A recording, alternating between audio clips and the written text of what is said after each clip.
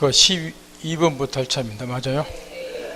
그 이제 간섭법상 법정의 사건을 저번에 이제 앞에 문제 풀면서 개념이랑 다 가르쳐 줬고, 모르는 사람들 그 1번 지문에 보면은 개념이 쓰여 있고, 그 읽어보면 되고, 2번의 경우도 앞에서 가르쳐 줬다시피 법정 지상권의 경우도 지상권에 관한 규정이 그대로 유추 적용이 돼요. 따라서 일반 지상권처럼 지상권자가 2년 이상 지로지급 체납하면 법정 지상권의 경우도 소멸 청구 사유가 되고, 3번의 경우는 저번에 가르쳐 줬다시피 미등기 무가 건물에서 간섭법상 법정에서 인정이 되는데, 이 사례가 어떤 사례인가 정확히 깨우치라고 신신당부를 했고, 거기 4번의 경우는 지금 이제 요게 366조 저당권의 경우도 마찬가지고 판례가 똑같은데, 지금 갑이 요 대제가 지분 2분을, 을이 지분 2분을, 그 다음에 이제 갑이라는 사람이 여기에 건물을 가지고 있고 갑소유고, 그럼 현재 상태는 이제 토지하고 건물이 동일인 소유니까 뭐 법정의 사건이 인정될 일이 없는데,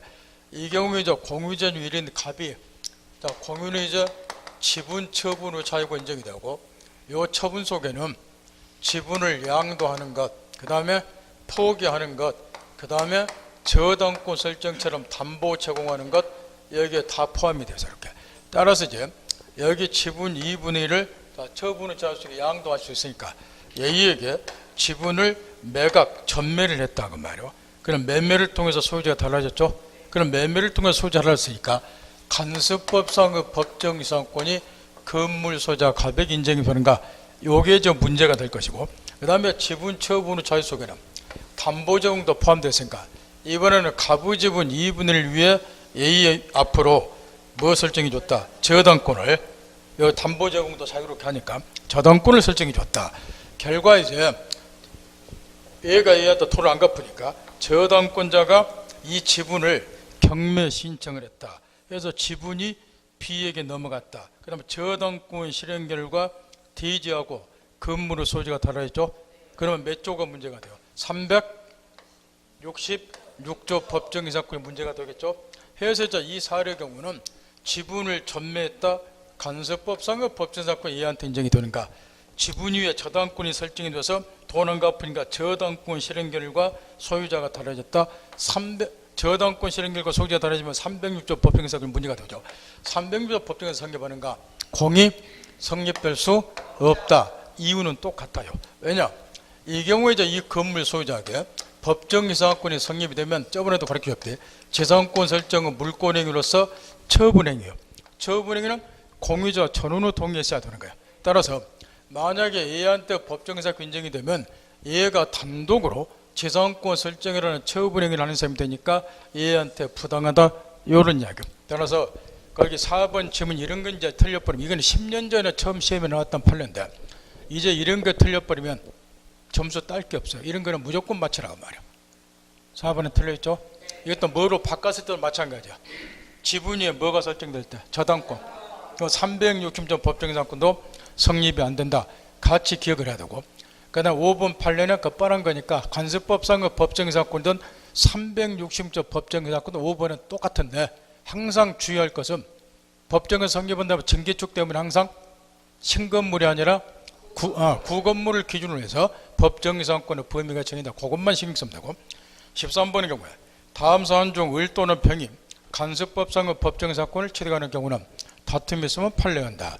1번의 경우는 이미 앞에서 가르쳐줬다시피 을은 가부 소유인 대지와 재산 건물 중 건물만을 양수해서 이전 인기를 하면서 각과의 사이에 대지에 대한 임대차 계약 체결 때 여기까지, 이 사안의 경우는 토지 건물에 도건을 주었다가 매매 결과 소유자가 달라졌기 때문에 건물 소유자에게 간섭법상의 법정에서 인정이 돼야 되네, 원래 돼야 되는데 이 경우는 건물 소유를 위해서 임대차 계약을 따로 체결했죠. 그러면 간섭법상의 법정사건을 뭐한 것이다? 포기.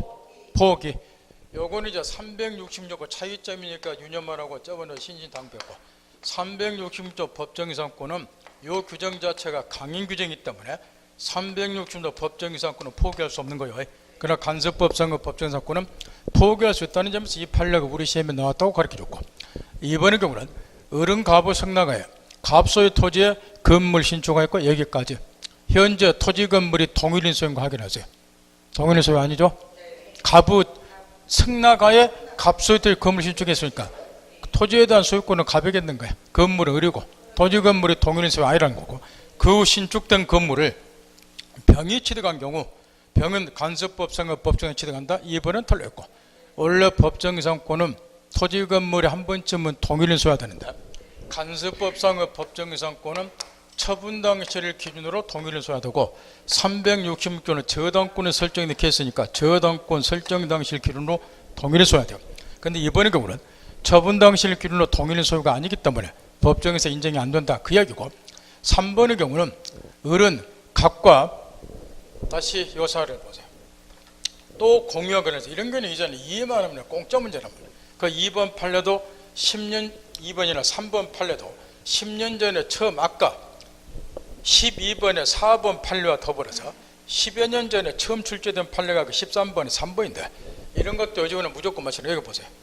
지금 이 경우에 또 동일한 사안에서 대지가 갑 지분 2분의 을의 지분을 공동소유 공유를 하고 있다. 갑이 건물 지어놨다. 근데 이번에는 이게 공유니까 지분 처분후 자유와 더불어서 공유는 뭐가 인정이 된다? 분할이 자유가. 그래서 이게 이제 분할이 된 거렇게. 요게 그런데 문제는 갑소유 건물에 소유하는 부분을 갑이 분할받으면 법정이상권 인정될 필요 없잖아요. 내 토지의 건물 가지니까. 근데 이게 이제 분할을 하다 보니까 갑소유 건물에 소유하는 부분의 대지를 을이란 놈이 분할을 받았어요. 이렇게. 그러면 공유물 분할 결과 대지는 을.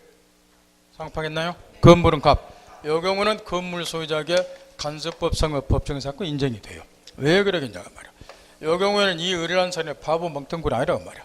이게 이제 분할 결과 이 건물에 소유하는 부분의 토지를 내가 분할받게 되면은 이 건물이 서 있다는 것을 고려해서 분할하는 거야.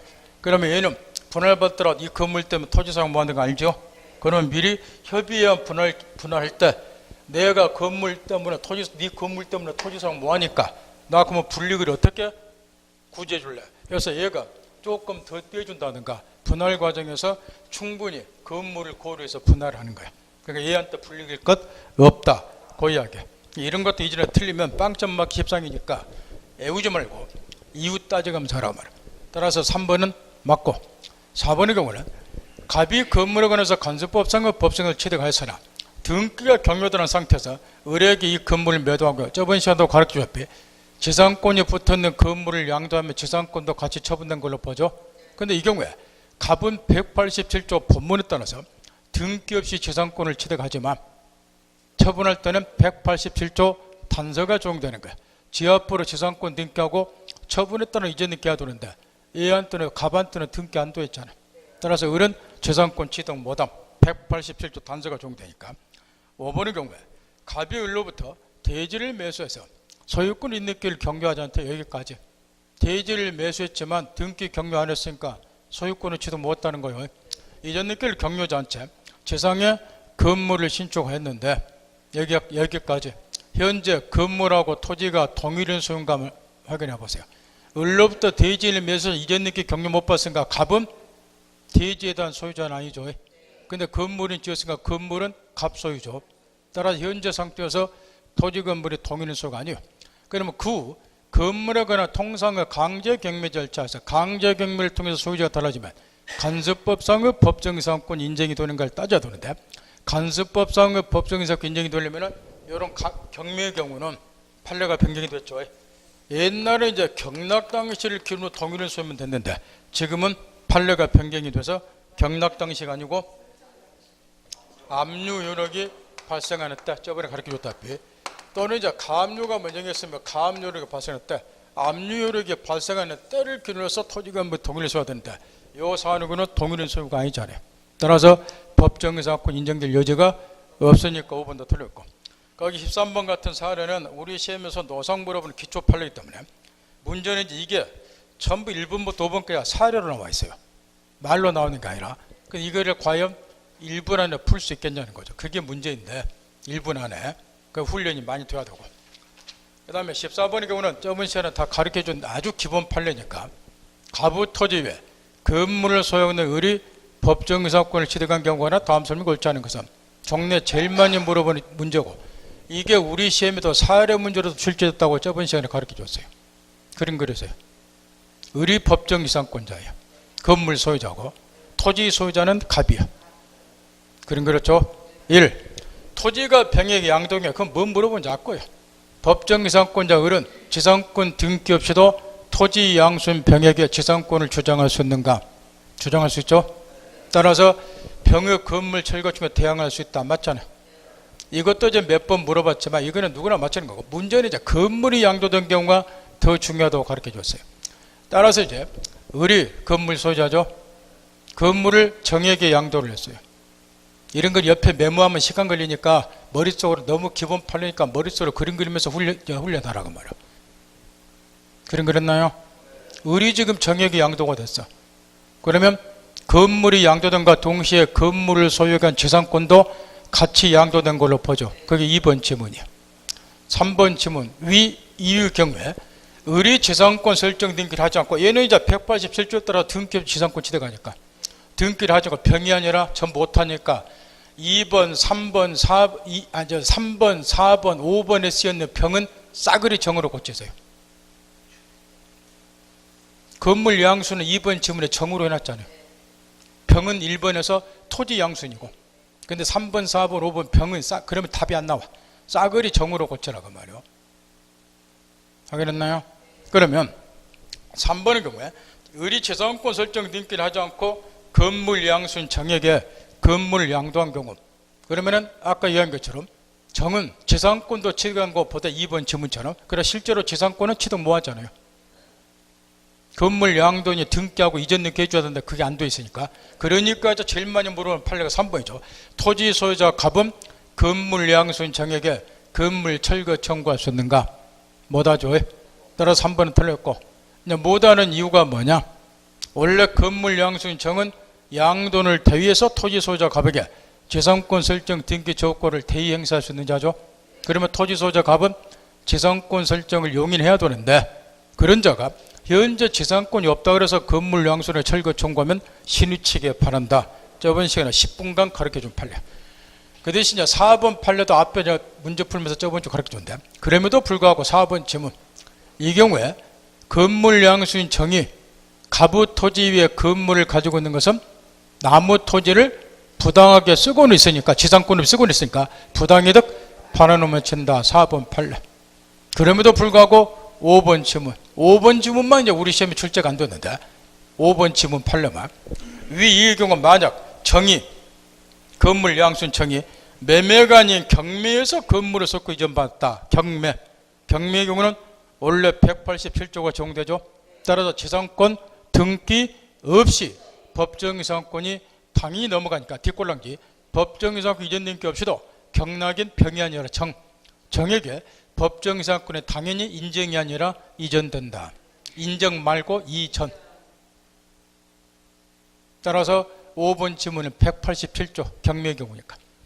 따라서 14번의 경우는 5번 지문만 빼고, 5번 지문은 뭐 당연한 거지만 1, 2, 3, 4번 판례는 우리 시험에 노상 물어보는 기본 판례니까 다시 한번 정리해야 되고, 분묘기지권, 분묘기지권은 당사자거나 다른 약정이 없으면 분묘가 존재하는 존속한다. 분묘기지권의 존속기간은 원래 이제 이게 분묘가 기타 공작물이기 때문에 민법 지상권에 관한 규정이 적용되면 여기에 존속기간이 5년밖에 안 되는 거야. 그럼 5년 뒤에 또 분쟁이 생기잖아요. 따라서 민법 지상권에 관한 규정이 적용되는 게 아니라 분묘가 뭐하는 한 존속하는 한, 분묘기지권도 존속이 되니까 1번 지문 맞고, 분묘기지권을 시효치에 가는 거 여기까지. 이 분묘기지권을 시효치되는 건 주의해야 될 것이, 저번에도 이야기했다시피 우리 실생활에서 과거에 시효치되기 가장 빈번하게 이루어진 것이 갑이 임야 소유자, 이 의뢰한 사람이 여기에다가 분묘를 설치했다. 물론 승낙 없이. 그런 다음에 이제 20년이 흘러갔다. 그러면 얘가 분묘기지권을 시효치돼 간다. 그래서 이제 분묘기지권을 시효치되기 과거에 가장 빈번하게 이루어졌는데, 문제는 지금 화장문을 정착시키기 위해서 2001년 1월 13일부터 장사에 관한 법률이 시행이 되었고, 여기에 이제 여러분 2차 실무시험에 출제가 되고 있고, 장사에 관한 법률이 시행이 되고 있어요. 그럼 이 장사에 관한 법률에 가면은 여기 이제 옛날에는 나무 임야다가 토지 소유자 승낙 없이 분묘를 설정하는 분묘기지권을 시효치등한다고 판례가 나왔는데, 이 법률에 가면은 나무 임야에다가 무단으로 분묘를 설치한 자는 분묘에 관한 일체의 권리를 주장할 수 없도록 되어 있어요. 따라서 장사에 관한 법률 시행이 된 2001년 1월 13일 이후에는 분묘 기지권에 관한 시효 취득도 인정될 여지가 없다는 거예요. 다만 이제 최근에 판례에 하면은 그럼에도 불구하고 2001년 1월 13일 이 법이 시행되기 이전에 설치된 분묘에 관해서는 여전히 뭐가 가능하다? 시효 취득이 가능하다고 봐요. 그래서 분묘 기지권에 관한 시효 취득 문제가 지금도 출제가 되고 있고, 이때 항상 유념해야 될 것, 여기 저 분묘 기지권의 시효 취득이 일반적인 점유 취득 시효하고 두 가지 점의 차이가 있으니 일단 이걸 집중 물어보는데, 여러분들 주제시켰어. 이런 것도 틀려본 점수 딸 게 없다고. 점유 취득 시효 경우는 소유의사가 있어야 된다. 그 다음에 반드시 뭐 해야 된다? 등기하든 이게 기본 요건인데, 분묘 기지권은 지상권 유사한 물건을 취득하는 거니까 소유권 취득하는 게 아니죠. 따라서 소유의사가 필요가 없고, 그 다음에 요거는 시효 취득할 때도 특히 위험할 거, 등기가 필요 없다. 그러면 이 봉분이 공시 역할을 하기 때문에 시효 취득의 경우 소유권을 시효 취득한다든가 지역권을 시효 취득한다든가 이런 거는 반드시 등기해야 돼요. 근데 분묘 기지권은 등기도 필요 없다. 특히 위험하고, 이 경우에 이제 특히 우리 민법 시험에서 종래 많이 터쳤던 판례가, 그러면 지료를 지급해야 되는가? 분묘 기지권을 시효 취득하는 건가?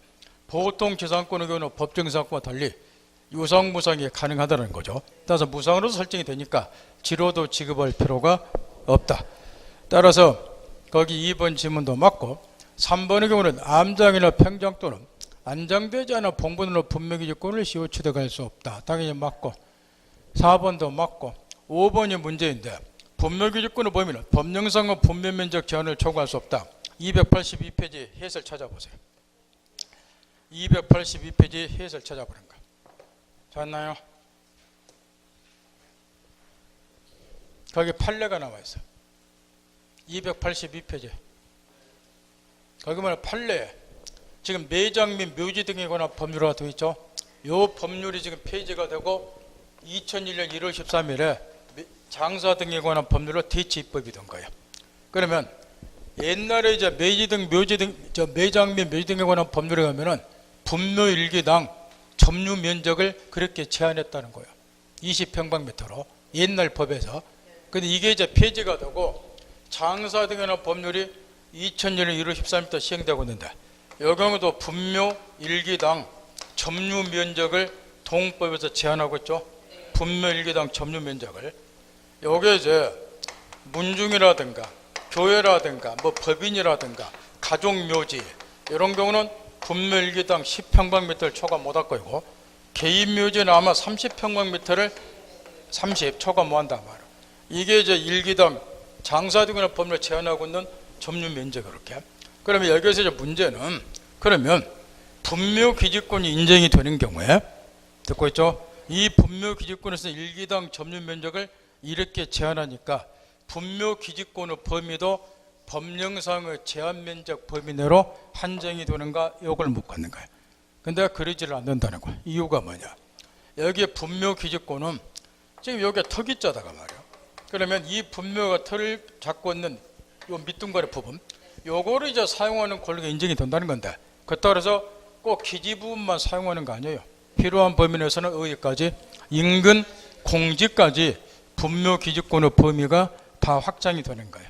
그렇다고 보면 요거 보세요. 이 법령에 의해서 분묘일기당 점유 면적은 10 또는 30으로 제한될 때, 여기 점유 면적은 순수하게 뭔 말을 말하는 거야? 기지 면적만을 말하는 거야. 이 말 듣겠나요? 그러면 분묘 기지권의 범위는 요걸 넘어선다? 넘어서면 안 된다. 넘어설 수 있죠. 분묘 기지권은 이 기지만 사용하는 게 아니라 인근 공지까지 사용하는 거니까. 이해했나요? 따라서 그 판례 법률 바꾸고 일기당 20이 아니라 가족묘지, 그 다음에 공설묘지, 문중묘지 이런 거는 10, 개인묘지는 얼마? 30. 실무 시간에 다 공부했겠지만 그거 바꿔놓고 그 판례 보면서 이해를 하고, 다시 앞으로 돌아와서 16번의 경우에 설명의 필요성이 없으니 1 맞고 2번 질문 보세요. 이 분묘 기지권이 성립되는 경우는 우리 판례가 다음 세 가지 경우로 한정을 하고 있는데, 첫째, 토지 소유자의 승낙을 얻은 경우. 두 번째가 이제 가장 중요한데 그게 16번 2번 질문이야. 요게 이제 중개업자가 반드시 알아야 되는데, 임야 매매대 갈 때 요 갑이 임야 소유자다. 갑이 임야 소유자인데 여기에 자기 조상묘가 7, 8개 있다. 그래서 이제 이 임야를 사업상 돈이 필요하니까 의뢰에게 매매를 하는데, 조상님들은 요 자리에서 그대로 모시고 싶다 그 말이야. 이런 경우가 대부분이겠죠. 돈이 필요하니까 땅을 팔더라도. 이런 경우는 이제 분묘를 이장한다는 특약을 맺지를 않고 임야만을 의뢰에게 매각을 하는 거. 이렇게 그러면 소유자가 달라졌죠. 분묘 소유자는 갑이고 임야 소유자는 을이고. 그러면 이제 역으로 매도인 갑이 매수인 나무 토지의 분묘를 갖고 있는 셈이 돼요. 이런 경우도 이장한다는 특약 매인 적 없잖아요. 그 말은 무슨 말이에요? 요 분묘가 털을 잡고 있는 부분의 토지는 종전처럼 갑이 계속 사용한다는 묵시적 합의겠다는 소리죠. 그러니까 분묘 기지권이 역으로 인정이 된다. 이런 논리인데, 요거는 우리가 조금 전에 문제품 법은 똑같아 원리가. 그래 내가 맨날 그러니까 나는 똑같은 걸 맨날 가르쳐 머리통 깨져보고 싶은데, 여러분은 날마다 새로운 거 배운다고 뭐가 맞냐고 머리통 깨지고 있고, 그게 소통이 안 되는 거야. 원리가 똑같잖아. 뭐하고 조금 전에 배운. 그래야 그걸 깨우치라니까. 간섭법상의 법정이상권과 원리가 똑같죠. 건물을 철거한다는 특약이 없이 똑같잖아. 간섭법상의 법정이상권 원리를 유추 적용한 것이 16번의 2번 판례예요. 이게 이제 실무에서 아주 중요하기 때문에 분묘 기지권이나 장사 등 경우나 범죄를 민법 시험이 아니라 주로 어디서 출제된다? 종교사법 실무 시험에서 해년마다 한 개씩. 간혹가다 이제 민법 시험에서도 출제는 되지만. 그다음 3번의 경우는 분묘 기지권을 포기할 수도 있어요. 이 경우에 포기한다는 의사표시만 있으면 분묘 기지권이 소멸이 되느냐? 분묘를 점유하고 있는 점유까지 포기를 해야 되냐? 그 이야기인데, 점유는 포기하지 않더라도 뭔만 하면 분묘 기지권을 포기했다는 의사표시만 하면 분묘 기지권을 포기가 가능, 소멸한다는 것. 그 다음 4 맞고 5 분묘 기지권이 인정이 된다 그래서 새로운 분묘를 설치할 권능은 인정이 안 되는 거예요. 따라서 5번의 경우에 분묘 기지권이 미치는 범위라도 그 후에 사망한 다른 일방으로 해서 단분 형태든 쌍분 형태든 합장해서 분묘를 설치하는 일체 허용이 안 되니까 5번 틀린다 금방 할 거고. 지역권은 타인의 토지를 자기 토지의 편익을 위해 사용하는 권리가 지역권인데, 여러분 이야기했다시피 지역권은 과거에는 출제 비중이 엄청 늘었어요. 실무에서 별로 활용이 안 되기 때문에. 그럼에도 불구하고 최근 3년 전부터는 또 갑자기 비중이 높아졌다. 옛날에 이제 2년에 한 문제 나왔는데 요즘에 최근 3년 동안은 1년에 이제 한 문제 정도 지금 나오고 있으니까 갑자기 비중이 높아져서 지역권도 점검을 하되, 나오는 범위는 정해졌기 때문에 개념, 성질, 지역권의 시효체득 요 세 파트에서 그 부분 정리 딱 하면 되고. 17번에 1. 지역권은 다른 약정이 없나? 승역지의 소유권에 구만있고 들려있죠. 여역지의 소유권의 부정이 이전하는 거, 이걸 수반성 거래. 지역권에서 가장 우리 시험에 많이 언급되는 것이 그러면 통행지역권인데, 요게 갑지다, 요게 을지다, 여기에 도로 공로가 있다. 갑이 을지를 통하지 않고서는 공로에 출입할 수가 없다. 그러면 갑지 효용가치가 떨어지기 때문에 자기 토지의 편익을 위해서 효용가치를 높이려면은 을지를 통해서 공로에 출입해야 되고, 따라서 갑은 을지 소유자 을하고 통행을 목적으로 하는 지역권 설정 계약체라고, 지역권은 독립한 물권이니까 계약체라고 예합으로 지역권 설정 등기하고, 그럼 이제 얘가 흔히 말하는 통행 지역권이라는 지역권을 취득해서 을지를 통행. 그러면 자기 토지 효용가치 높아진다. 요때 이 갑지 같은 것을 요역지, 편익을 정하는 을지 같은 이런 거를 승역지, 요역지는 반드시 안 필요해야 되지만 승역지는 이렇게 안 필요 일부도 상관이 없고, 요게 우리 시험에 가장 많이 인용되는 통행 지역권인데, 여기 이제 지역권은 승역지 말고 요역지 편익을 위해서 설정이 되는 거예요. 따라서 요역지에 대한 소유권이 뭐하면 이전이 되면 지역권도 따라서 이전이 된다. 이런 거를 수반성. 따라서 1번에 틀렸고, 2번의 경우는 계약에 의해서 승역지수가 2번에 이제 298조인데 간혹 가다가 우리 시험에서는 거의 얼굴을 안 비치는데 어쩔지 모르니까 한 번쯤은 정리를 좀 해보라는 건데, 계약에 의해서 승역지 소유자가 자기 비용으로 지역권 행사를 해서 공작물 설치 또는 수선의무를 부담을 한 거, 통행지역권 같으면 통행에 필요한 공작물 설치 의무 을이 부담하고 승역지 소유자가, 수선도 얘가 하고, 명확하겠나요? 이렇게 할 수도 있다는 거. 요게 이제 298조인데 위 약정이 있게 되면 승역지를 제3자에게 양도했을 때 특별 승계인 매수인도 그 의무를 승계받는다는 거예요. 그러기 위해서는 뭐가 있어야 된다? 제3자가 알아야 되니까 등기가 필요하다. 요 이야기인데 18번에 그 밑에 4번 질문 보세요. 좋았나요? 이 앞전에 가르쳐 준 거예요. 골이 연결이 돼. 그럼 이 경우에 승역지 소유자 을은 요 공작물을 설치면 수선음과 구천할 수가 있죠. 그럴 때는 뭐 하면 된다고 가르쳐 줬어? 그러지. 요 승역지에 대한 소유권을 얘한테 이전해 줘봐라. 그런 거를 위기라고 하죠. 자기 소유권을 포기하고 지역권자가 위 넘겨준다 그 이야기야. 그러면 이제 몇 번으로 연결이 되냐? 20번 5번 지금 보세요. 우리가 혼동해서 이걸 가르쳐 줬다. 20번 5번으로 또 연결이 돼. 읽으세요. 그러면 지역권은 뭐 한다? 혼동으로 소멸이 되죠. 그래서 요거를 저번 주에 혼동할 때 가르쳐 줬어. 그 세 개 지문이 연결됐으니까 연결돼서 사고하라고 말이야. 할 수 있겠나요? 어디 갔냐? 18번에 지금 아니다. 17번 풀었죠? 17번에 2번 지문은 18번에 4번, 20번, 5번으로 물르르치 연결돼서 사고하라고 말이야. 그 다음 그 후에 지역권이 이제 시효취득해서 통행지역권을 시효취득하기 위해서는 요역지 소유자가 타인의 토지를 20년간 통행을 하고 이때 가장 핵심은 반드시 요역지 소유자가 승역지상의 통로를 직접 개설해야 돼요. 이게 지역권을 시효취득할 핵심 요건이야. 따라서 3번은 틀려있고 4번의 경우는 불가분성이죠. 이 요역지가 공유인 경우에 갑이 지분 2분을 을이 지분 A가 지분 2분을 공동소유 공유를 하고 있다. 그러면은 요 지분은 공유물 전부에 효력을 미치는 거예요. 따라서 이 공유 지분 2분을 위해서 지역권이 성립할 수는 없겠죠. 그건 상식적이에요. 지분은 공유물 전부에 효력을 미치니까 공유물 전부를 해서 지역권이 설정이 되는 거지 지분 위에 지역권이 성립할 수 없잖아. 따라 논리적으로 공유자 중 1인이 지역권을 취득하면 다른 공유자도 불가분적으로 지역권을 취득하는 거. 지분이 공유물 전부에 효력을 미치니까 이런 거를 불가분성. 따라 4번 틀렸고 5번 당연히 틀렸고 18번의 경우도 1번 맞는 거 확인하세요. 맞죠? 이번에는 승역기는 한필 일부터 상관이 없으니까 2번 불가분성, 3번 부종성. 지역권은 요역지와 분리해서 요역지의 편의로 설정이 되니까 요역지와 분리해서 지역권만을 양도하거나 다른 권리 목적으로 할 수 없겠죠. 지겹도록 시험에 나오는 거고. 그 다음에 5번의 경우에 다른 특별한 사정이 없더만 통행지역권을 시효취득한 자는 승역지 소유자에게 본 손해를 보상해야 된다. 요게 이제 여러분은 낯설은 판례인데 요거는 좀 알고 가야 돼. 요게 2015년 가장 최근 판례인데 2015년도에 나온.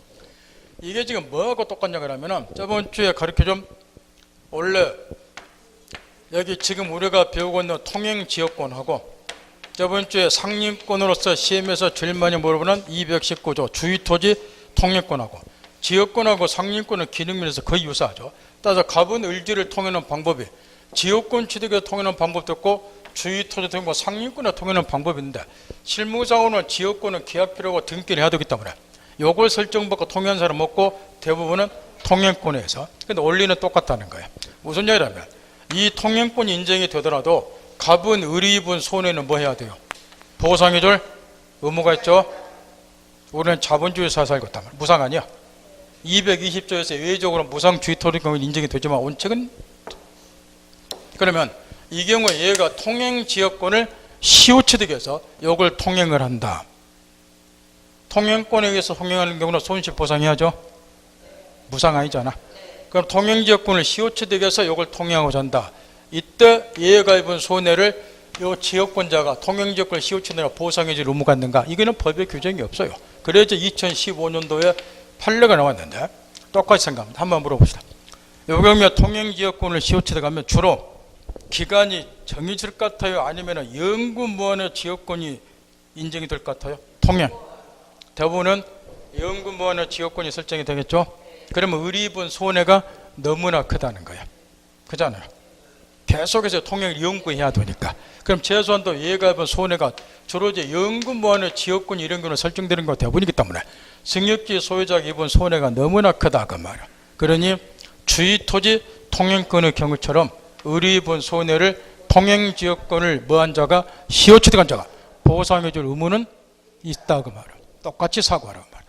그래서 5번이 틀렸는데 요 판례는 한 번쯤은 꼭 점검하고, 시험은 아직 안 나오는데 최근 판례이기 때문에 외울 필요 없고 뭐하고 똑같이 사고하자. 주의, 그는 이제 통행권하고.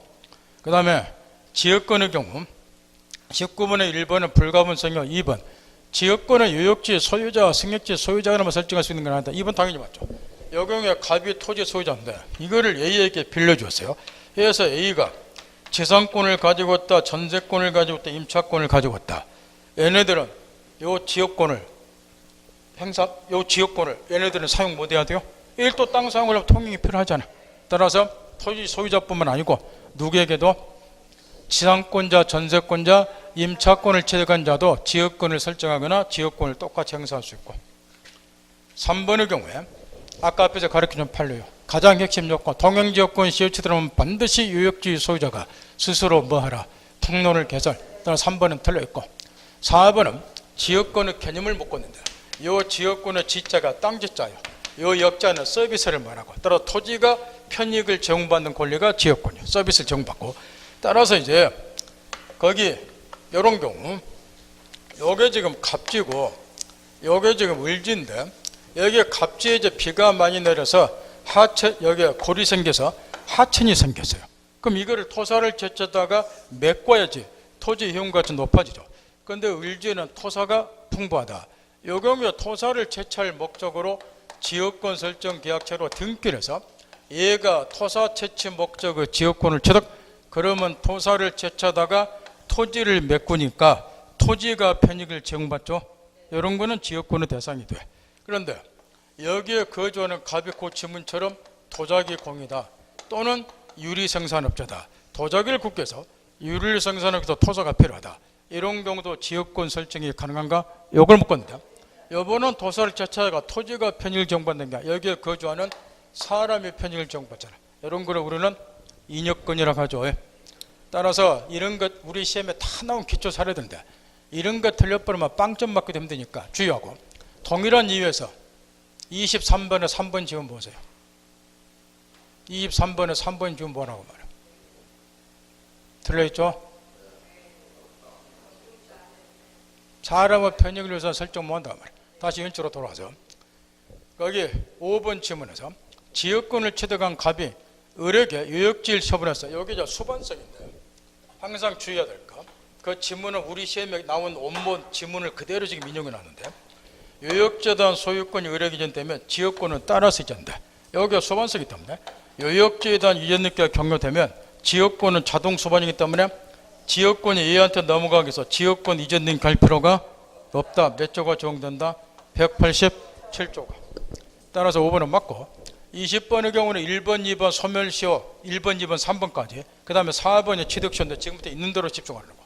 요거는 외운다고 들리라고 이해하면 이것도 공짜인데 이해 못하면 못 외우니까 요 지문은 시험에 잘 나오지만 포기할 수밖에 없고.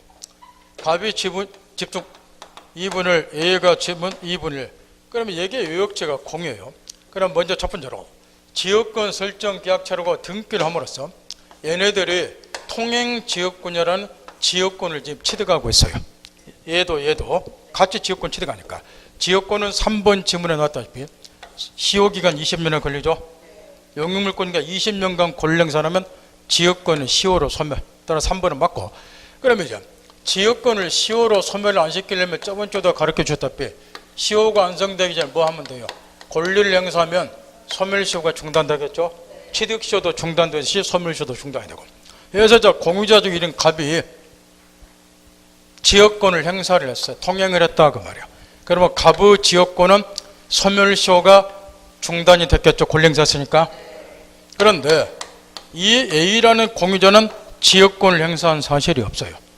그러면 이자의 지역권은 소멸시효가 중단됐으니까 소멸이 안 됐겠지만 얘가 권리 행사 하고 20년이 지나면 이자의 지역권은 원칙적으로 말하면 시효로 소멸이 될 거라고 말이야. 원래대로 하면. 근데 이 순간에 모순이 생겨버려. 얘는 지역권 가지고 있잖아요. 그럼 불가분성에서 얘가 다시 뭐 해버려. 얘가 지역권 취득하면 얘도 또 지역권 취득이야. 그죠? 그럼 논리적 모순이 되어버리잖아요. 이 결론은.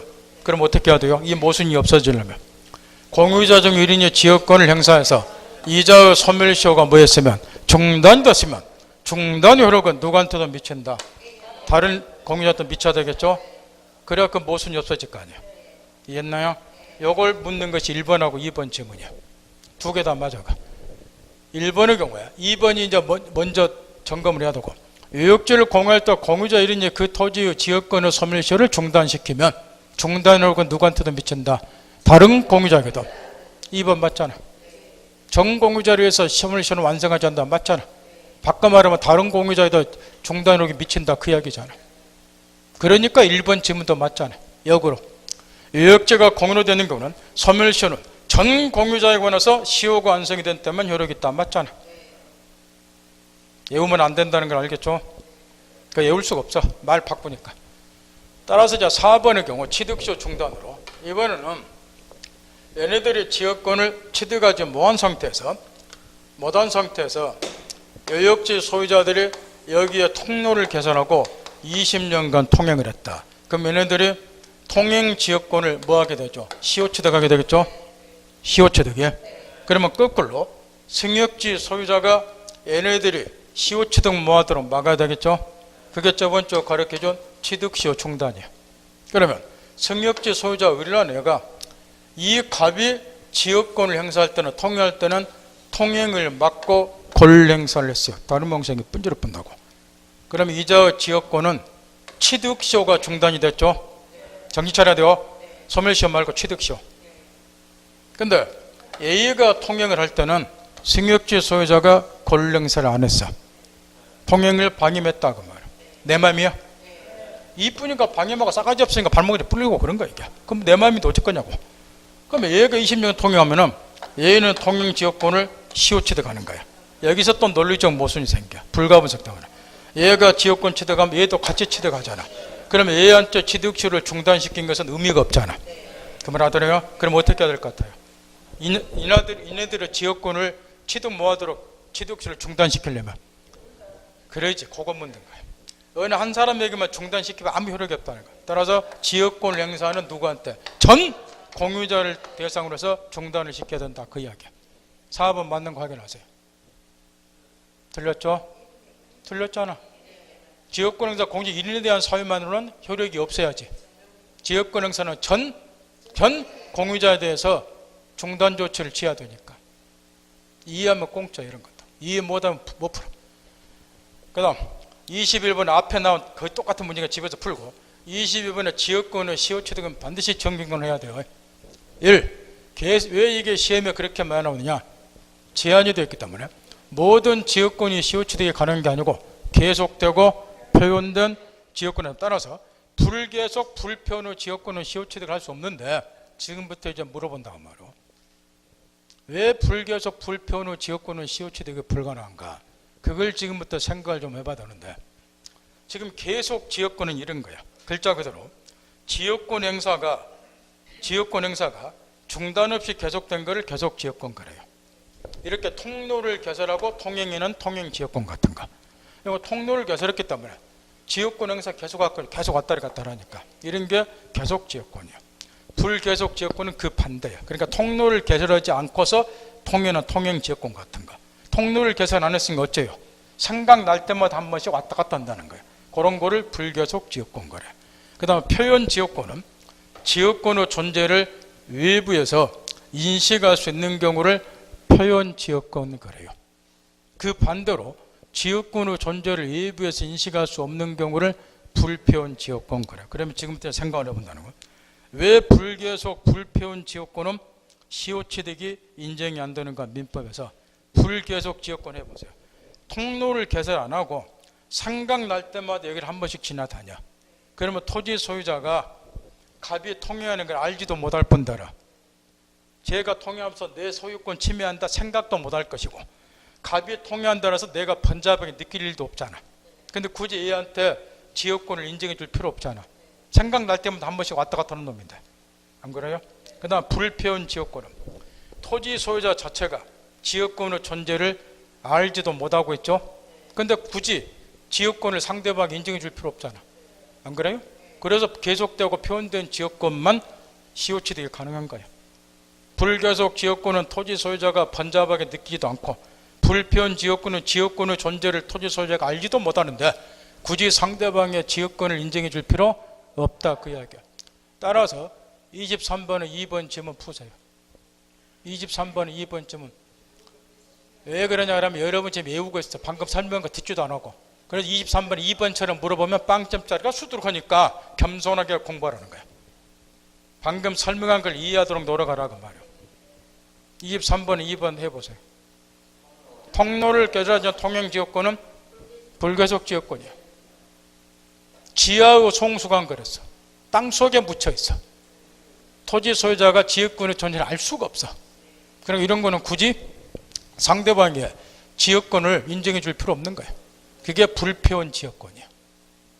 따라서 23번 2번 맞나요? 들려있죠?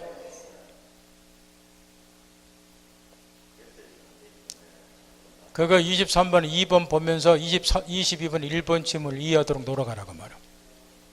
그 다음 위로 올라가서 통로 개설이 없더라도 일정 장소 오랜 시일 통해서만 있고 2번은 당연히 틀렸고 아까 앞에서 계속 나왔죠. 3번의 경우는 지역권은 원래 타인의 토지를 자기 토지 편익 이용하는 거예요. 여기 보세요. 요역지는 갑소유지만 요 승역지는 남 거잖아. 타인의 토지를 이용하는 거 내 토지 편익을 위해서. 따라서 3번 질문. 자기 토지의 통로를 개설한 경우는 승역지가 타인 소유 토지임을 전제는 지역권이 성립될 여지가 없고 4번 판례도 워낙에 중요해요. 저번 시간에 가르쳐줬듯이 주의토지 통행권하고 똑같이 생각하면 돼. 주의토지 통행권도 토지 소유자나 사용권자의 민정이 되지 불법 점유자나 또는 특히 명의신탁에 있어서 신탁자 통행권 인정이 안 되죠. 그거하고 똑같이 4번 지문. 통행지역권의 시효취득도 그런 애들한테는 인정이 안 되는 거예요. 똑같음. 그 다음에 5번의 경우는 뭐 시험에 거의 나올 리 없는데 297조 2항인데 여기 이제 용수지역권에 나와서 물을 끄집어오기 위해서 지역권이 설정되는 경우 동일 토지 위에 용수지역권이 2개가 동시에 성립이 됐다. 우열관계 어떻게 하느냐. 먼저 성립된 지역권이 우선하는 거예요. 그 하나만 한 소리고. 23번에 1번 읽어보세요. 그거. 아까 앞에서 나왔잖아. 그거. 1번은 맞잖아. 그거. 그 다음 밑으로 내려가서 4번 요거 조심해야 돼. 이 수반성과 관련해서 저번에도 한번 이야기했다시피 수반성은 항상 배제가 가능하다는 거예요. 지금 이 지역권의 경우도 마찬가지예요. 요역지에 대한 소유권이 이전이 되면 지역권의 요역지 편의로 설정이 되니까 따라서 이전하는 것이 합리적이니까 수반성이 인정이 되는 거예요. 근데 수반성은 합리적이라는 그 이유 때문에 같이 수반한다고 보기 때문에 얼마든지 특이하게 해서 배제가 돼요. 그럼 이렇게 되는 거예요.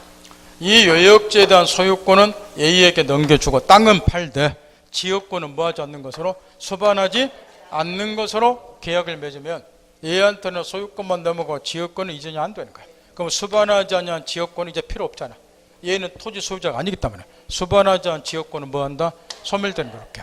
이 원리를 항상 염두에 두고 이따가 담보물권 풀 때도 이걸 갖고 놀아야 되니까 민법 교재 이런 게 엄청나게 나와서 지역권뿐만 아니고 지상권도 마찬가지고. 지상권 원래 아까 가르쳐줬잖아. 여기 건물이 있고 건물에서 지상권이 있고 지상물 처분되면 지상권도 같이 처분된 걸로 봐줘. 수반하잖아. 이렇게. 그게 합리적이니까. 그럼 이게 절대적인 거 아니에요. 그래서 지상권 요즘에 시험에서 많이 물어본 판례가 뭐가 있어요? 저번 시간에 풀어봤어요. 지상물 처분도 지상권도 같이 처분된 것이 합리적이기 때문에 넘어가면 같이 넘어간다 보지만 이게 절대적인 거 아니잖아. 그래서 무엇과 무엇을 뭐 할 수 있어? 그러지. 그거 묻는 거. 그래서 지상물하고 보통 지상권 또는 법정 지상권도 마찬가지고 분리 처분이 가능하다. 그게 시험에 나오는 거예요. 그 원리만 하나 깨우치면 5점은 묻고 들어가. 그 다음에 존속기간은 지상권도 마찬가지고 지역권도 마찬가지고 최장기 제한이 없으니까 연금원의 존속기간 공이 허용이 된다. 지상권, 지역권 다 마찬가지. 5번도 틀렸고. 전세권 1. 전세권 항상 저번에 가르친 것처럼 객체가 뭐인가 확인하고 건물은 주로 주거용 건물이다 보니까 84년도 당시에 주택임대법을 도입해서 두 가지 특징 두고 있고 1번 질문 건물 유선으로 최단기간이 2년이 아니라 1년이죠. 84년도 당시에 주택임대법은 최단기가 1년이었으니까 그 다음에 법정갱신제도고 건물 전세권으로 인정되는 거, 그 두 개랑 염두에 둬야 되고, 이번의 경우는 존속기한 정하지 않은 걸 언제든지 소멸 통과하는데 3개월 안에 6개월이고, 3번의 경우는 여러분 여기서 전세권은 물건임에도 불구하고 채권처럼 설정행위에서 양도 등을 금지하게 되면 그 금지는 무효가 아니라 유효니까 306조 3번 틀려있고, 4번 전세권은 물건이기 때문에 수선 의무 전세권자 본인이 부담하고 임대차와 달리 설정자가 전세권자 경제지원으로 대등하니까 따라서 필요비 상환 청구 못하고, 답은 5번밖에 없잖아요. 전전세 경우는 전전세하지 않았다는 면허를 불가항이나 손해돼서 책임을 부담하는 하에서 전전세가 허용이 된다. 308조고. 25번에 1번 같은 거 다시 나왔지만 속지 않도록 유념해야 되고, 주택임대차법과 차까지 마시라는 거예요. 전세권을 존속기한 1년으로 약정하면 그대로 1년이 되는 거예요. 다 틀렸고, 이번의 경우에 전세권 존속 중 요 판례도 또 시험에서 물어보는데, 전세 목적물이 양도된 경우, 지금 우리 주택임대차 법을 보면 이게 주거용 건물이다. 임대차계약 체결해서 인도받고 주민등록 신고해서 대항력을 갖췄다. 대항력 갖춘 상태에서 이 주택이 제3자에게 양도가 됐다. 그럼 임차권 가지고 대항하고 기간 끝내가 살고, 기간 끝내면 누구로부터 보증금 돌려받는가? 얘가 얘로부터 돌려받는 것이 보호받는 지름길이니까 대항력 갖춰서 양도가 되면 주택임대법 3조 사항이죠. 양도는 모든 법률상의 주인은 양순에 생겨된 것으로 본다요. 추정한다 아니고, 따라서 보증금 반환처럼 얘한테 생겨되니까 이렇게 반환받는다. 이게 주택임대법 3조 사항에 명시가 돼 있어. 근데 전세권도 똑같은 문제가 생겨. 원리는 다 똑같아. 전세권 설정 등기했다. 전세권 대항력권 갖췄잖아. 양도가 됐다. 전세권 주장해서 반환 거절하고 기간 끝났다. 누구로부터 전세금 돌려받는가? 원리는 똑같아. 다만 전세 목적물이 양도된 경우 법률관계는 우리 민법에 규정이 없죠. 주택임대법 보면 3조 사항 규정이 있지만 규정이 없으니까 이제 판례가 나왔는데, 판례는 요거하고 똑같이 해결. 소멸, A한테 전세금 반환 청구. 이런 거 틀리면 빵점 맞기 힘드니까 진짜 틀리지 마세요. 그런 거는. 따라서 2번도 틀렸고, 3번의 경우에 전세권의 경우는 보석 매초권 인정이 되죠. 임대차하고 달리 전세권 설정자도 인정이 되고 전세권자도 인정이 돼요. 임대차는 임차인에게만 보석 매초권 인정이 되지만 그 차이점은 항상 염두에 두고, 3번의 경우에 전세권자는 설정자 동의를 얻지 않고 무조건 물건 매수 청구를 틀렸잖아요. 전세권자가 매수 청구는 두 가지로 제한도 있잖아요. 설정자 동의를 얻어서 부족했거나 설정자로부터 매수한 것만. 주택임대차 보부상의 임차인이 갖는 부속 매수권하고 토지는 안 틀리고 똑같아요. 틀렸고, 법정갱신은 시험에 쏟아내고. 4번 주택임대법부 도입한 거잖아. 존속기한 만료중 6개월부터 1개월까지 전 사이에 갱신거절 통지도 하지 않으면 전 전세가 돈을 주고 자동 갱신된다. 요거는 자동 갱신되니까 187조가 적용. 전세권 변경 늦게 하지 않더라도 갱신된 요력을 누구한테나 주장할 수 있으니까. 4번은 187조에서도 우리 시험에서 물어봤고 앞에서 가르쳐줬고 4번은 맞고. 5번의 경우에 전세권이 설정된 토지 위에 제3자가 건물을 무단으로 건축했다. 이 경우에 전세권자가 전세권을 주장해서 철거 청구할 수 있는가? 전세권도 물건이기 때문에 물건 조건 세 종류 모두 인정이 돼요. 따라서 전세권자는 토지 소유자 힘 빌릴 필요 없이 전세권에 기한 방해제거 청구할 수 있으니까 5번도 틀렸고, 26번의 경우는 갑은을소의 건물에 대해 전세권 설정받아 순서 바뀌었네요. 제가 칠판에 들을 때는 갑이 전세권 설정자, 을이 전세권 이렇게 예를 많이 들어주는데 이 사례는 거꾸로 되어 있다고 말해요. 갑이 전세권자예요. 을이 설정자고. 틀린 것은 1. 갑의 전세권 존속기간이 만료되면 전세금 반환 때 그만했고, 1번 판례에 워낙에 시험에서 출제가 되는데 저번에 줄기 잡을 때 가르친 것처럼 전세권은 용익물권이면서 동시에 담보물권의 효력을 갖더라. 따라서 전세권 지겹도록 시험이 나와요. 존속기간이 만료가 되면 더 이상 이 건물 사용하면 안 되니까 용익물권으로서 전세권은 자동 소멸. 전세권 등기를 말소 등기 안 하더라도 몇 조에 의해서 그러지. 여기가 시험에서 문이 나오고, 그것이 이제 전세금을 반환받을 때까지는 담보물권 전세권은 효력이 존속이 되는 거예요. 이걸 항상 염두에 둬야 되고. 따라서 1번은 맞고, 2번의 경우는 요거 317조에 요게 이제 동시행관계라고 말이야. 기간이 말하자면 설정자는 전세금을 반환해줄 의무가 있고 전세권자는 목적물 반환 플러스 전세권에게 말소시켜야 되니까 말소인께 필요한 서류를 교부해야 되는데 요거는 무슨 관계다? 동시행관계예요. 따라서 이제 문제는 뭐냐 그러면 기간이 말랐다고 하더라도 이 전세권자가 이행 제공을 하지 않고서 얘한테만 전세금 반환 청구하면 얘는 동시행 항변권 행사에서 네가 목적물 반환할 때까지 전세금 반환 뭐 하겠다? 정당히 거절하죠. 이러면은 얘가 전세금 회수대 경매 청구 뭐 하는 거예요? 따라서 경매 청구하려면은 얘를 이행 지체에 빠뜨려야 돼. 이행 지체에 빠뜨리려면 이게 동시행관계니까 자기 쪽에서 이행 제공을 해야 된다. 그 판례. 따라서 2번은 맞고 3번은 지겹도록 물어보는 거다. 3번하고 4번 판례는 연결되는 거예요. 3번하고 4번은 또 마찬가지죠.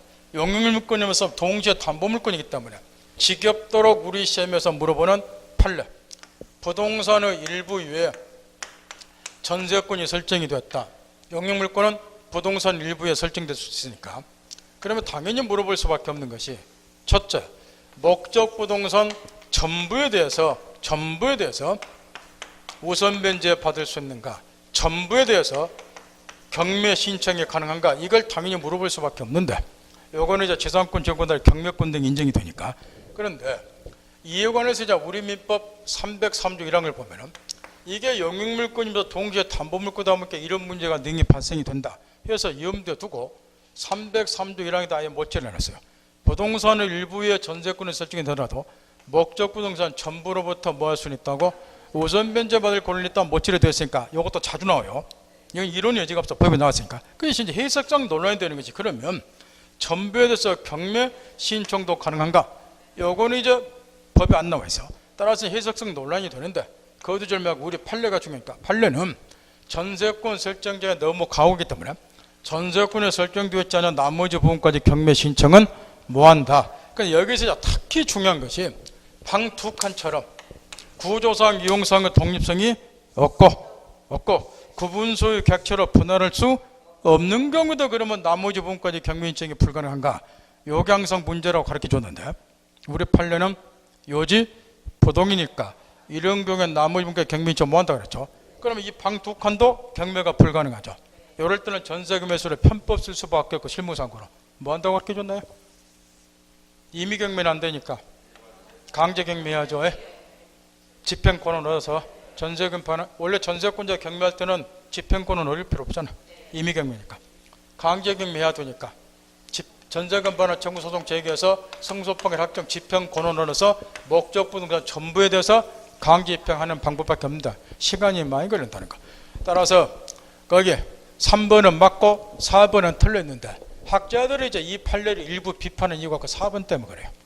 구조상 이용상의 독립성이 없는 경우는 불가분성 원칙에서 나머지 부분까지 경매 신청을 허용해야 되지 않느냐 함에도 불구하고 판례는 요지부동 따라 4번 틀려있고 이런 거 틀리면 빵점 맞기 힘들어요.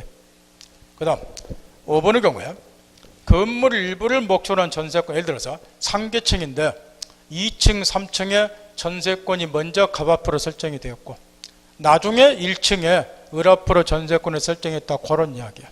영파겠나요? 근데 2층 3층 먼저 설정된 전세권이 지금 뭐에 돼버린 거예요? 소멸이 됐다.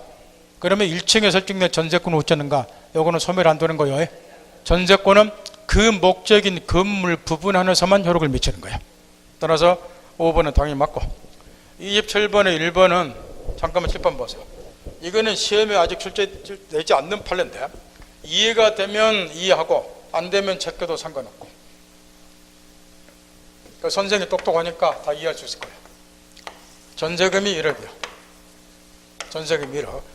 건물이 목적물이고 그러니까 두말할 것 없어요. 이 전세권자가 자기의 귀책사유에서 전세 목적물을 멸시훼손시켰다. 두말할 것 없어. 손해배상 책임져야죠.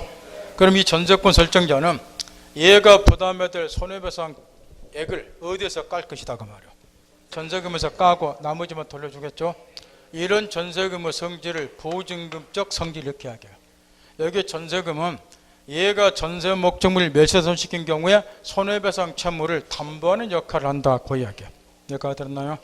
근데 이게 전세권이니까 재산권과 더불어서 저당권의 객체가 될 수 있죠. 얘가 얘한테 돈 빌려주고 전세권 위에 저당권을 설정받았어요. 그러면 전세권 존속권이 만료가 되면 전세권 소멸하니까 전세권 자체는 저당권 실현 뭐 하는 거예요? 그래서 얘는 뭐 갖고 자기 채권 회수하겠죠? 얘가 돌려받을 전세금 가지고 채권 회수하겠죠? 흔히 말하는 물상대위를 하는 거예요. 근데 이때 이제 문제가 생겨버려. 얘가 전세 목적물을 멸손시켰어요. 그 계산하니까 손해배상액이 4천이에요. 그럼 얘는 일단 1억에서 4천 빼고 6천만 돌려주겠죠? 이 말 알아들어요? 그럼 6천 가지고 저당권 채권 회수하는 거예요. 여기까지 들었나요? 그런데 이제 문제가 하나 있다는 거예요. 이 전세권자 전세 목적물 멸손시킨 경우 손해배상 채무는 전세금으로 공제한다. 이렇게 315조에 못질이 되어 있어. 그거는 얘가 당연히 공제할 수 있다는 거예요. 그런데 학자들은 그 이외에 손해배상 채권 이외에 얘가 얘한테 간다 또 다른 채권이 있다. 그럼 이런 것도 전세금으로 공제할 수 있는가? 이걸 묻는 거예요. 멸손시킨 손해배상 채무 이외에 만약 이런 것까지 공제해버리면 누가 박살 나버려? 그러지, 그건 묻는 거예요. 따라서 1번 전세권 설정자가 전세권자에서 민법 315조 이게 전세 목적물을 멸실, 훼손시킨 경우 손해배상 채무를 말해요. 315조 중은 손해배상 채권 이외에 다른 채권을 설정자가 전세권을 가지고 있다 하더라도 그런 것은 전세금에서 까면 된다 안 된다? 안 된다 그 말이에요. 그래서 뒷구절에 전세금 반환 채권에 대해서 물상대권 행사한 전세권 저당권자, 전세권 저당권자는 전세권 위에 저당권 가지고 있는 얘를 말하는 거예요. 얘가 이제 전세금을 안 치고 물상대해야 되니까 얘한테 대항 뭐 한다 그 말이에요. 뭔 말은 깔 수 있다. 315조 규정에는 멸실, 훼손 시의 손해배상 채무만 전세금에서 공제할 수 있다 이야기예요. 이해가 되면 하고 안 되면 제끼고 그러려고 말이에요. 2번 사례는 우리 시험에 노상 출제된 기본 사례죠.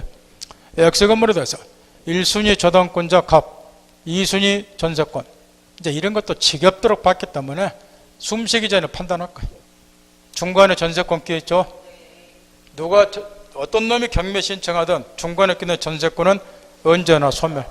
우리 시험은 주로 전세권이 아니라 중간에 임차권으로 넣어놓고 그걸 중간 임차권 그러죠.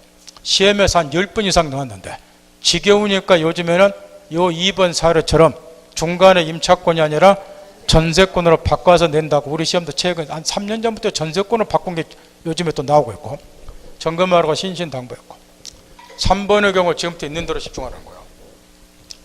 지금 우리 법 304조 1항에 보면은 이렇게 되어 있어요. 이 갑이 토지 소유자다. 이 토지를 의뢰 빌려서 지상권을 가지고 있다. 또는 임차권을 가지고 있다. 토지 사용권이 얘한테 있다는 거. 지상권자 임차인. 그런 다음에 얘가 여기에 건물을 지었다. 그런 다음에 이제 건물 위에다가 얘의 전세권을 설정해 줬어요. 영파겠나요? 그러면 여기 저 건물 소유자는 A죠. 얘네들이 전세권 설정자고.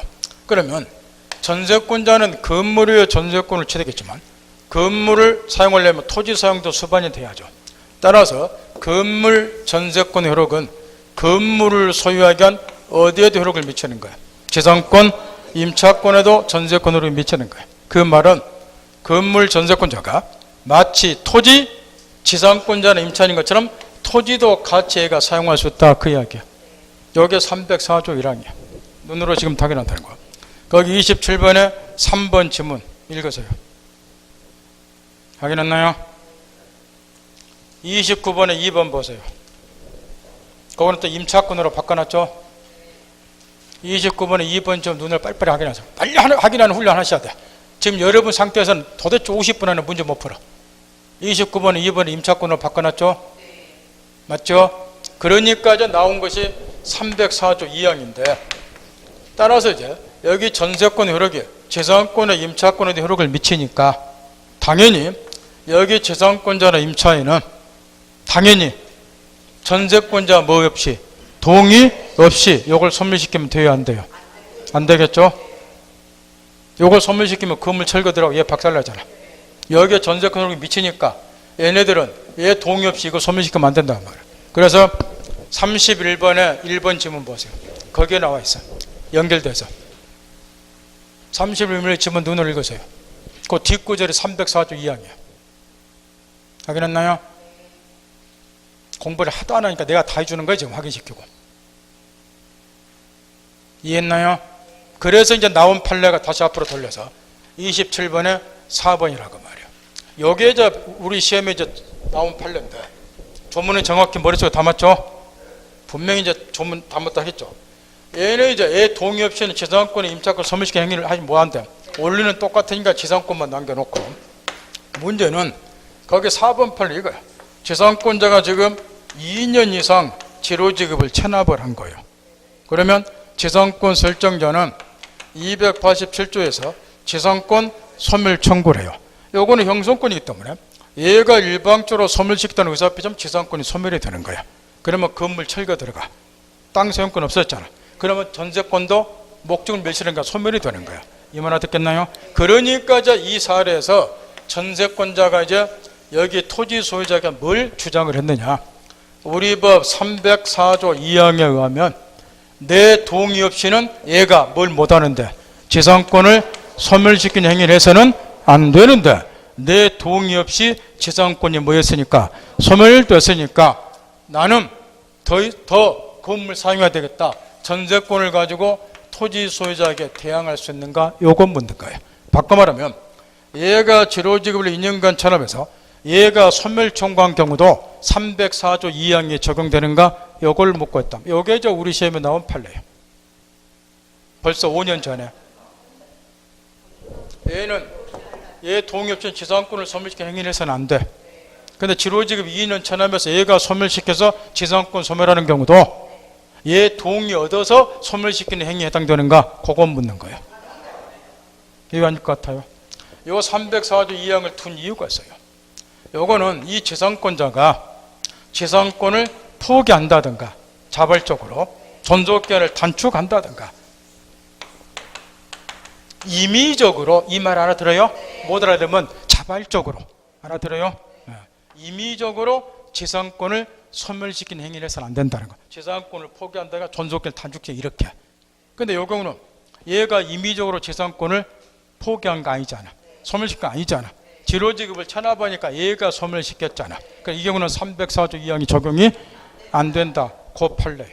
앞으로 계속 나와. 304조가 옛날부터 조문이 우리 시험에 자주 나왔는데 여러분 상상 이상으로 그에 관련된 판례가 4번 맞는 거 확인하세요. 그러지 이 경우는 304조 2항에 적용되는 거 아니야. 4번 틀려있잖아. 그 다음 5번은 아까 앞에서 가르쳐준 거고 뒤에 28번의 경우 1. 당연히 틀려있고 책임 없는 사유니까 손해배상 책임 없잖아. 불가항력으로 멸시되면 귀책사유 없잖아. 전세권자에게. 이제 이런 거는 단어 2개 보고 확인하세요. 2. 법정갱신 주택임자법 보고 틀려요. 주택임자법상 법정갱신은 법을 개정을 해서 지금은 옛날은 주택임자법 법정갱신도 존속기한을 정하지 않은 걸로 봤지만 지금은 몇 년으로 되어 있어요? 법정갱신 2년이죠.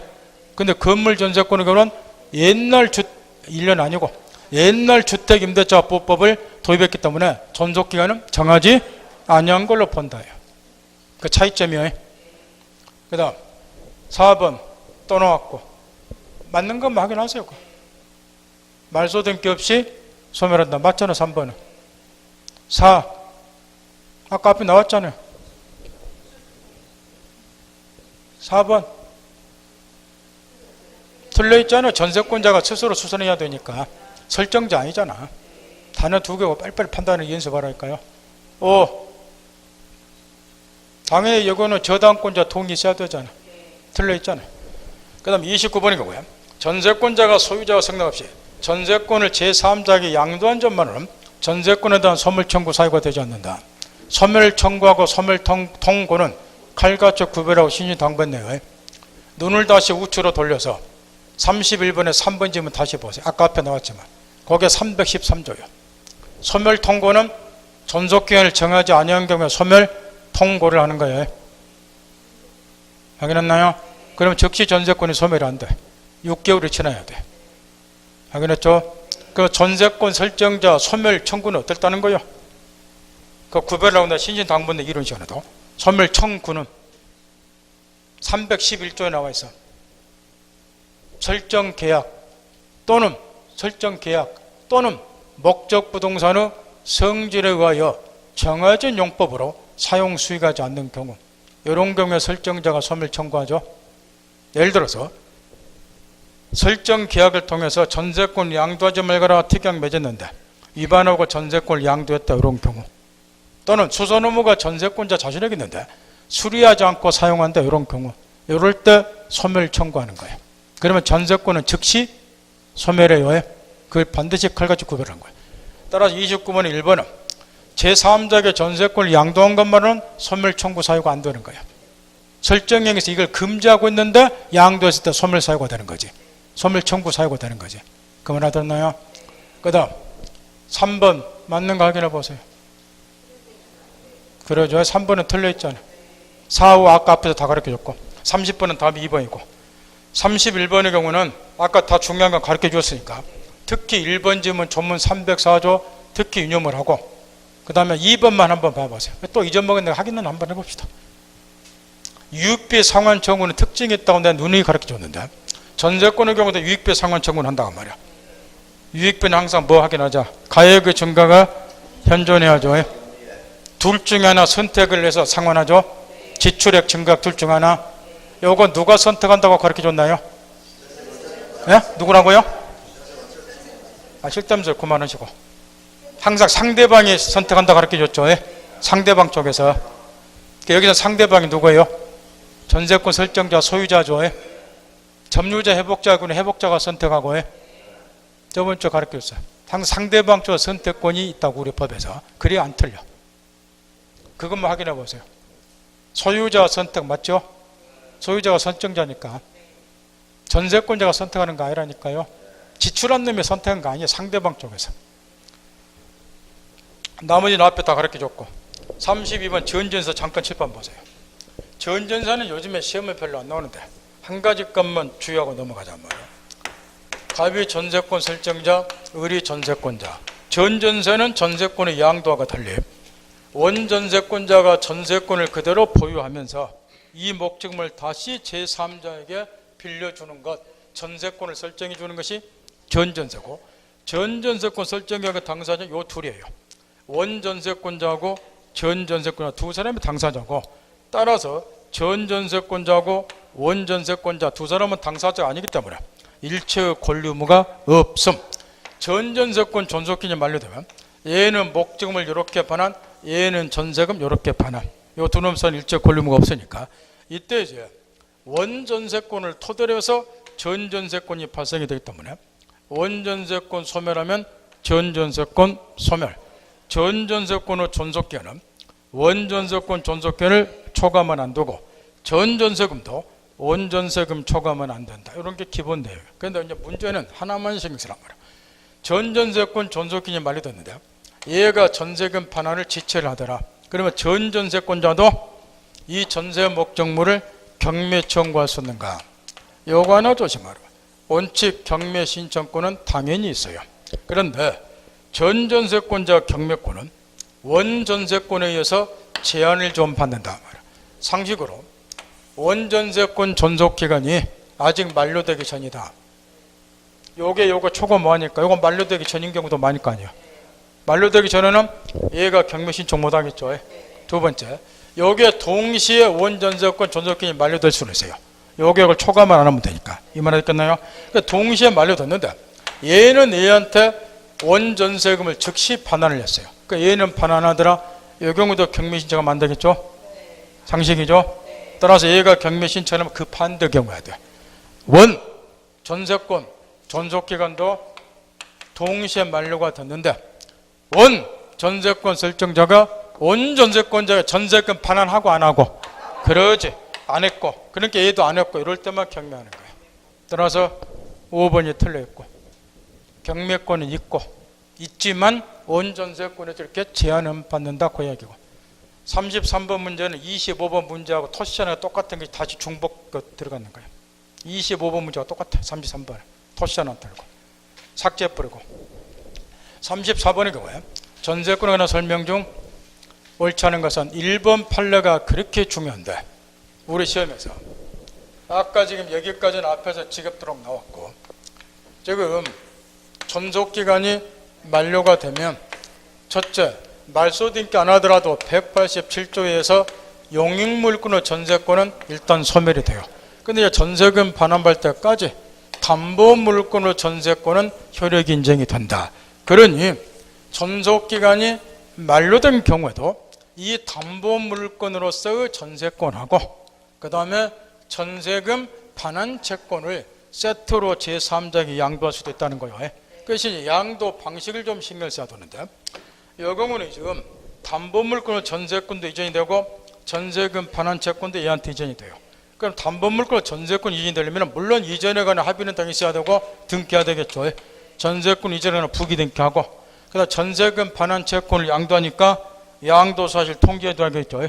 이런 경우는 이제 이 전세금에 눈독되는 제3자가 있을 수가 있으니까 몇 돌 며칠자로 얘한테 전세금 반환 기재됐다, 이걸 확실히 못질해서 통지를 해야 돼요. 그래서 흔히 말하는 확정 일자 있는 증서로 양도사실 얘한테 통지해야 되죠. 채권 양도할 때는 양도를 통지해야 되잖아. 그래야 이렇게 줄 거 아니에요. 양도사실 알고. 여기 아주 중요하다는 것. 따라서 1번 질문은 일단 맞고 양도할 수 있으니까, 2번은 아까 그렇게 좀 팔려고, 2번 단어 몇 개씩 보고 하겠는데 다 읽으면 안 된다니까. 2번 판례는 다 읽고 앉았으면 저 시간에 문제 못 풀어. 단어 딱 보면 눈에 띄잖아. 뭐 묻는다 하고. 그러니까 건너뛰라 그 말이야. 단어 2개씩만 읽고. 그 다음 일단 3번은 버려놓고 4번의 경우 전세권 저당권자, 지금부터 있는 대로 집중하라는 거예요. 지금 이 판례가 시험에서 하도 많이 출제가 되는데, 지금 갑이 전세권 설정자, 을이 전세권자, 이 전세권을 객체로 해서 병이 저당권을 가지고 있다. 그러면 스타트. 이 전세권 위에 저당권이 설정이 될 때 저당권의 객체는 물권인 전세권이냐, 아니면은 전세권이 소멸될 때, 자 전세금 1억이다. 전세권이 소멸됐을 때 얘가 얘한테 갖는 1억 원짜리 전세금 반환채권, 이것부터 이제 우리 시험에서 지겹도록 묻는다고 가르쳐 줬는데, 반환채권은 저당권은 객체될 수 없죠. 권리는 지상권하고 전세권 두 개만, 권리 중에서는 저당권 객체든가. 전세권이 저당권은 객체죠. 요건 아니고. 따라서 이제 전세권 존속권이 만료가 돼서 전세권이 소멸이 되면 저당권자는 전세권 자체에 대해서는 더 이상 저당권 실행 못 하는 거예요. 그 대신 이제 얘는 아까 가르쳐 준 것처럼 전세금 반환채권에 대해서 뭐 하게 돼요? 물상대를 한다고 말이야. 전세권의 값어치가 1억 원짜리 전세금 반환채권 바뀌었으니까. 근데 물상대에서 가장 중요한 것은 이 설정자가 전세금을 얘한테 돌려줘 버리면 물상대 뭐 하는 거야? 전세금 가지고 얘가 우선 변제 못 받아. 따라서 지급하기 전에 전세금 반환채권을 미리 뭐 해야 돼요? 압류해야 되겠죠. 여기까지 됐나요? 이걸 묻는 것이 거기 34번의 4번 지문이에요. 요거만 토막져서 전세권 저당권자는 전세금 반환채권에서 이렇게 물상대하려면 뭐 해야 돼? 압류 등을 해야 되겠죠. 그런 다음에 이제 압류했으면 이제 추심명령 받거나 아니면은 전부명령 받으면 되겠죠. 요게 물상대하는 방식이야. 그러면 이제 전세금 가지고 뭐 한다? 다른 놈보다 우선 변제받을 수 있다. 그게 4번 지문이야. 그러니까 물상대하는 방식. 그 다음에 5번의 경우 뭐 5번 판례 다는 판례고, 전세금이 반드시 지급돼야지 전세금을 성립하는데 전세권 지급은 현실적으로 수수될 필요는 없다는 거죠. 기존의 채권을 전세금으로 가름해도 상관이 없다. 그에 관한 판례죠. 만감만 확인해 보세요. 5번 판례 틀려있죠? 틀려있잖아요. 5번은. 문제는 이제 3번인데 나머지 판례는 다 뻔한 판례들이고 문제는 3번 판례라고 말이야. 요 3번 판례는 판례 원리를 터득하라고 내가 노래를 불러준 건데, 요게 지금 저당권에서 똑같은 판례가 나와 있고 가등기 담보도 나와 있고 전세권의 경우는 이게 출제가 안 되고 있다가 작년 시험에 그 3번 판례가 중개사 시험에 처음으로 나왔는데 그 전에 저당권이나 가등기 담보로 바꿔서 나왔고, 이런 저당권의 경우에 얘가 채권자다. 저당권이 성립되려면 저당권 설정 계약처라고 등기해야죠. 그러면 저당권자는 누가 되어야 되냐? 부종성 때문에 채권자가 원칙 저당권자가 돼야죠. 그죠? 부종 때문에. 그런데 채권자, 채무자, 제3자 합의가 있고 이 채권이 제3자에게 실질적으로 이전됐다고 볼 만한 특별한 사정이 있는가 보다. 제3자 명의 저당권 등기도 무효관여나 이유로 본다. 여기가 저당권에게는 판례죠. 그죠? 근데 이게 이제 저당권 대신에 우리 시험은 가등기로 담보가등기로 바꿔서 출제를 했고, 그 다음에 전세권의 경우도 똑같은 판례가 있는데 전세권은 출제가 안 되다가 요거는 이미 시험에 나왔고, 뭐 이런 거 나와서 요즘에 틀린 사람이 있겠어? 이게 10년 전부터 나온 판례인데, 그다음 아껴뒀던 판례가 3번 판례인데 요게 이제 작년 시험에 나왔던 전세권도 똑같은 판례가 있어요. 잠깐 7번 보세요. 임대차에서 집중, 임대차에서 원리가 똑같아. 보증금 1억 원으로 임대차 계약 체결했다. 임대인이 보증금 반환을 안 해주더라고 말이야. 그래서 이 보증금 반환 채권을 담보하기 위해서 얘가 얘한테 이 건물에 차라리 전세권 하나 설정해달라고 요구를 한 거예요. 누가 앞으로? 얘 앞으로. 그럼 얘가 보증금 이게 이제 전세금이 되겠죠. 안 돌려주면 바로 모여버리면 되니까. 경매. 전세권은 이미 경매가 뛰어난 장점이잖아. 소송할 필요 없이. 그래서 이제 보증금 반환 채권을 담보하기 위해서 전세권을 설정해달라고 요구한 사건인데, 그럼 여기 채권자는 임차인이잖아. 그럼 전세권 설정된 게 누가 앞으로 해야 돼? 임차인 앞으로. 그죠? 근데 이 경우도 뭐 임대인, 임차인 요거와 똑같이 제3자 뭐가 있고 합의가 있으면 제3자 명의 전세권 등기도 뭐이다? 유효다. 요거와 똑같은 판례. 그거 묻는 거예요. 3번 맞잖아. 따라서 그거 외우면 안 되고, 여기 지금 저당권, 가등기다 뭐 전세권을 세트로 묶어서 정리하라는 거예요. 그래야 안 틀려. 이거 번갈아가면서 출제하고 있기 때문에. 다만 이제 전세권에 그냥 판례 3번 판은 그동안 출제를 안 했을 뿐이고, 요걸 이제 내다 보니까 출제원이 요거는 내버렸네. 그러니까 이제 전세권을 바꾼 거야. 원리는 똑같기 때문에. 제 말 알아들어요? 요약집 찾으면 자세히 나와 있어. 원리가 똑같다고. 어디 찾으면 나와요? 요약집 부분 어디? 전세권 말고 저당권 찾으면 나와. 저당권에 쓰였다고. 물론 이 판례도 전세권은 있지만 원리가 똑같다는 말은 저당권에 쓰였다고 말이에요. 저당권 설정 계약 부분에 보면 요약집에 기본세는 없어 이런 게. 그 다음 35번은 방금 가르쳐준 판례를 지금 사료로 내놨으니까, 자, 갑은 을에게 자신의 토지에 전세권을 설정해주고 순서는 이제 그대로 줘. 갑 전세권 설정자, 을 전세권자, 병이 전세권 위에 저당권자. 아까 칠판 얘기 들어준 거예요. 그 전세권 존속권이 만료됐다. 이 사례는 우리 20회 때 기출문제예요. 우리 여러분 실제 기출문제라고 20회 때. 그러니까 경건한 마음으로 한번 풀어보세요. 아주 쉬워. 기억. 병은 전세권 자체에 저당권 실행할 수 있다. 틀려있죠? 저당권의 객체는 전세권이니까. 기간 만료돼서 전세권 소멸하면 저당권 자체, 전세권 자체 저당권 실행 못한다고 방금 가르쳐줬잖아요. 여기서. 기억분 틀려있잖아요. 5분 전에 가르친 것도 틀리면 어찌 돼요 그게. 니은 갑은 을로부터 전세권 설정된 말성계 필요한 소를 반환받까지 전세금 반환 걸렸다. 310조 초문 동시행 관계. 니인번은 맞잖아. 디귿 저당권자 병이 전세금 반환 채권을 압류한 경우에도 병은 전세금 반환권 우선 변제권 행사했다. 물상대 인정이 되니까 디귿 틀려있고. 니을 존속기간 만료 후 을이 제3자 정액의 전세금 반환 채권 양도, 아까 그렇게 준 것처럼 기간이 만료됐을 때 담보물권으로 전세권하고 전세금 반환 채권을 세트로 양도할 수 있다 그랬죠. 뒷구절 보세요. 맞는가. 여기 이전 능기 없더라도 정은 우선변제 행사했다. 틀려있죠.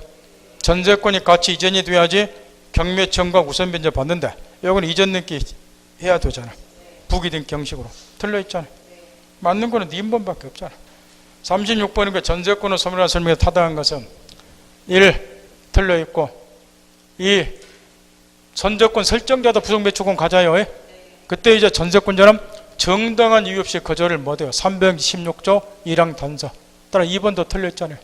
전세권은 정당한 이유가 있으면 거절할 수 있으니까. 뭐 자기가 꼭 필요한 물건이라도 그러면 안 팔아도 되잖아요.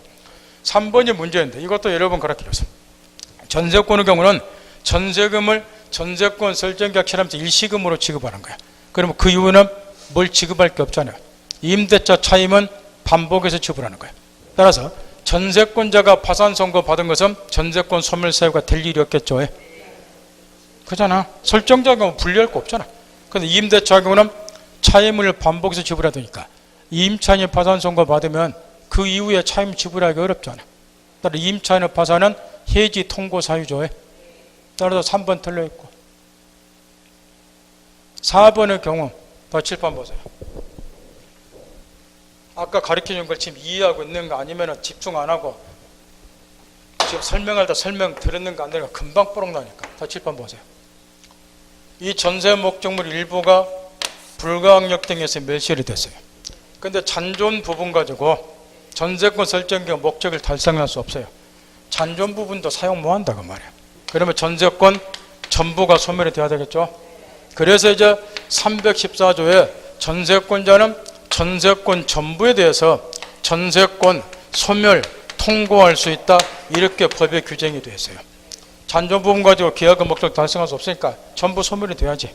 근데 이제 법규에는 전부에 대해서 전세권자가 소멸 통고한다, 이렇게 법에 나와 있다고 말이에요. 이해하겠나요? 그런데 소멸 통고는 특징이 아까 뭐라 그랬어요? 얘가 소멸 통고하면 얘가 받은 날로부터 6개월이 지나야 전세권이 소멸하는 거예요. 그러면 지금 현재 이 건물에 얘가 사용을 못하니까 전부 소멸시키라는 거야. 그리고 다른 부동산 알아보라고. 근데 6개월이 지나야지 전세권 소멸하면 그 사이 얘는 뭐하냐고 말. 이거 사용도 못하고 전세금 못 돌려받고 다른 집 알아보지도 못하고 문제죠. 따라서 314조에는 전세권 전부 소멸을 통고한다고 돼 있어라.